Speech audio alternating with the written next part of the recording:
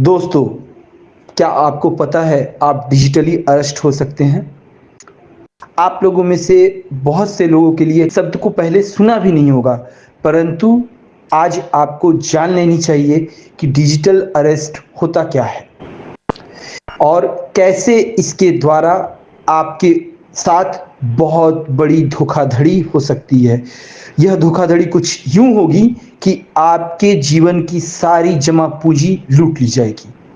नमस्कार दोस्तों, समाचार दर्पण में आज एक बार फिर से आप सभी का स्वागत है। आज हम बात करने वाले हैं डिजिटल अरेस्ट पर। साइबर और डिजिटली दुनिया कहने के लिए तो हमारी जिंदगी आसान कर रही है, पर आजकल इसने कहर बरसा रखा है, सितम ढा रखा है और इसके सितम से पढ़े लिखे लोग भी ठगे जा रहे हैं। कोई भी कहीं भी डिजिटल अरेस्ट हो सकता है और उससे उपजे हालात का खामियाजा भुगत सकता है। यह वीडियो भारत के तमाम उन नागरिकों के लिए है जो अपने आप को किसी भी फ्रॉड या ठगी से बचाना चाहते हैं। हाल ही में कुछ यूं देखने को मिला कि लखनऊ की डॉक्टर प्रोफेसर रुचिका टंडन के साथ बहुत बड़ी महाठगी हुई और उसका माध्यम था डिजिटल अरेस्ट। ठगी की इस कहानी ने किसी भी फिल्म के स्क्रिप्ट को मात दे दिया। अब ध्यान से सुनिए कि किस तरह से ठगों ने सीबीआई अधिकारी बनकर लखनऊ के सबसे बड़े सरकारी हॉस्पिटल एसजीपीजीआई की senior doctor professor Ruchika Tandon के साथ महाठगी की। जी मुझे मॉर्निंग में फोन प्रोफेसर टंडन को फोन आया कि ट्राई से बोल रहे हैं, आपके सारे नंबर ब्लॉक किए जा रहे हैं, सीबीआई वाले आपसे बात करेंगे।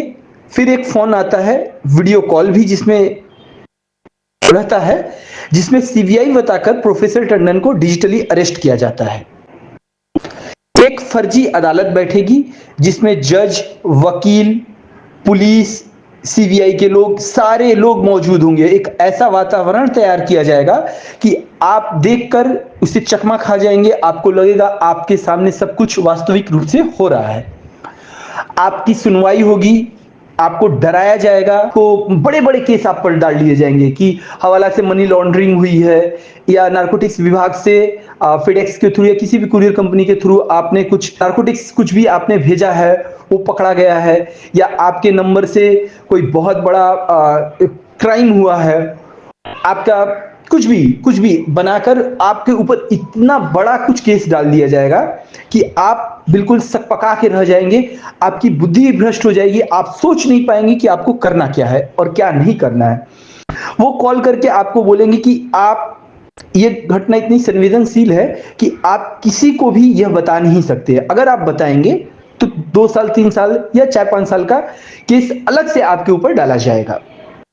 आप परिवार में किसी को नहीं बता सकते हैं, आप आसपास के थाने को नहीं बता सकते हैं, आप अपने बैंक वालों को इसके बारे में जानकारी नहीं दे सकते, आप किसी मित्र को अपने बारे में इस घटना के बारे में जानकारी नहीं दे सकते। वो बस बोलेंगे कि कुछ फ्रॉड हुआ है, उसमें आप इन्वॉल्व हैं, ऐसा हमें सूचना मिला है, इसका कुछ एविडेंस मिलेगा, जैसे कि आपके फोन नंबर से या आपके बैंक अकाउंट से कुछ भी, वो आपको झांसे में लेंगे। और इसके बाद आपको बोला जाएगा कि अब आप अपना स्काइप या कुछ भी व्हाट्सएप के थ्रू आप ये कॉल को आप हट नहीं सकते। 6 दिन 7 दिन आपको टोटली कैमरे में रहना पड़ेगा। ठीक है, आप कहीं जा नहीं सकते, आ नहीं सकते, आप कोई ट्रांजैक्शन नहीं कर सकते हैं। इसके बाद उनका दूसरा जाल जो बिछाएंगे वो बताएंगे आपको कि आप अपना बैंक अकाउंट जो है, सारा डिटेल्स, आपने म्यूचुअल फंड्स जो रखे हैं, आपने जो अपने शेयर्स रखे हैं, आपने जो भी अपनी एफडी रखी है, आप सारी जानकारी उन्हें साझा कीजिए with bank account number, everything. और सारा कुछ आपको उनके सरकारी बैंक अकाउंट में, तथाकथित सरकारी बैंक अकाउंट में भेजना पड़ेगा। उनकी जांच होगी कि ये पैसा कहां से आया। सारा कुछ करने के बाद अगर आप क्लियर होंगे, आप साफ नजर आएंगे, तो ही ये पैसा अकाउंट में आपके आएगा। और अगर मतलब पूरी तरीके से आप उसकी निगरानी में रहेंगे, बताया जाएगा कि आपके सारे कॉल ट्रेस पर है, आपका सब कुछ डिजिटली, आप जो कुछ भी कर रहे हो उनका पूरी नजर आप पर है। तो इस तरीके से आपके साथ भी ठगी हो सकती है। बिल्कुल सावधान रहें। मिस्टर टंडन की तो उनके साथ भी एक फर्जी अदालत बैठती है जिसमें जज भी रहता है और सुनवाई भी होती है। फिर 2 करोड़ 81 लाख रुपए उनके अकाउंट से इन ठगों ने ट्रांसफर करवा लिया। और देखिए कि पढ़े लिखे लोग भी इतना ज्यादा, ये लोग डराकर बात करते हैं कि पढ़े लिखे लोग भी इनके झांसे में फंस जाते हैं। इस तरह की जो ठगी होती है वह बड़े सुनियोजित ढंग से होती है। इसका सबसे पहला चरण होता है आपका फ़ोन नंबर वेरीफाई कराना। उसके लिए ये लोग कुछ ऐसे लड़कों को रखते हैं जिनका काम होता है दिए गए नंबर पर कॉल करके वेरीफाई करना। फ़ोन नंबर वेरिफिकेशन के लिए आजकल लोग IVRS का प्रयोग करने लगे हैं, अर्थात किसी बैंक का या किसी संस्थान का कॉल आएगा, कंप्यूटर से कुछ बोलेगा, उसके बाद आप 1 2 जो भी दबाएं वह कॉल सेंटर एग्जीक्यूटिव पकड़ेगा और फिर वह आपसे बात करेगा। देखिए यह पहला चरण मेरे साथ।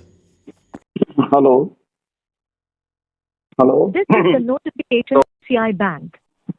You have an important document has not yet been collected. To check your document information, press 1. Contact our customer service, please press 0. यह ICICI बैंक की ओर से अधिसूचना है। आपके पास एक महत्वपूर्ण दस्तावेज है। ICICI bank customer care service में आपका स्वागत है। हम आपकी क्या सहायता कर सकते हैं? आपकी ओर से कोई फोन आया कि मेरा कोई इम्पोर्टेंट डॉक्यूमेंट आपके पास लंबित है।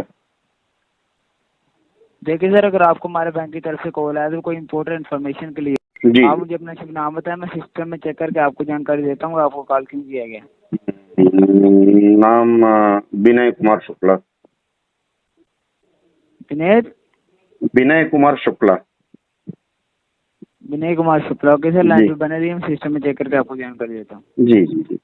अब यहाँ उस वेरिफिकेशन एजेंट का काम पूरा होता है। उसने मेरा फ़ोन थोड़ी देर के लिए हैंग रखा और उसके बाद फ़ोन कट गया, अर्थात उसने अपना काम कर दिया। अब चूँकि मेरा नंबर और नाम उसके पास है तो मेरा नंबर और नाम लेकर के आगे की कार्रवाई के लिए ये लोग आगे बढ़ेंगे और फिर सिस्टम में डाल करके ये चेक करेंगे, जांच करेंगे कि आदमी कौन है, कैसे है। तो इसके लिए मेरे सोशल मीडिया खातों को ये लोग तलाशेंगे और होमवर्क करेंगे। कई बार ऐसे ठग वेरिफिकेशन करने के और भी तरीके आजमाते हैं। कई तरीके हो सकते हैं, लेकिन वेरिफिकेशन के बाद फिर ये लोग अपने शिकार को 2-4 दिन के लिए छोड़ देते हैं ताकि किसी को कोई शक न हो, और उसके बाद फिर ये जाल फेंकते हैं जो इन्होंने प्रोफेसर टंडन के ऊपर फेंका और जैसे उनको लूटा। इसमें सबसे बड़ी तारीफ़ की बात यह है कि ऐसे फ़ोन नंबर पर अगर आप कॉल बैक करते हैं तो इसमें इनकमिंग कॉल की सुविधा उपलब्ध नहीं होती।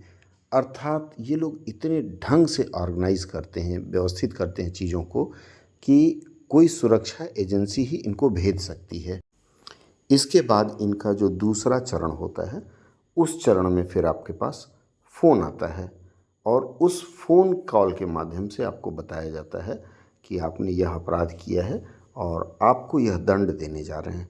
दंड से बचने के लिए रिश्वत देकर छूटने की बात आती है और फिर वहाँ आप फंसते जाते हैं।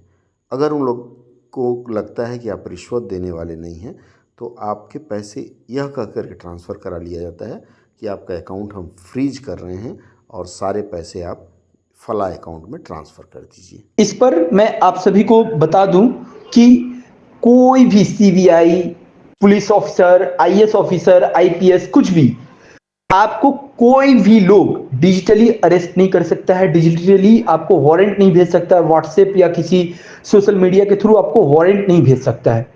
उन्हें डायरेक्ट सामने आकर आपको वारंट दिखाना पड़ता है।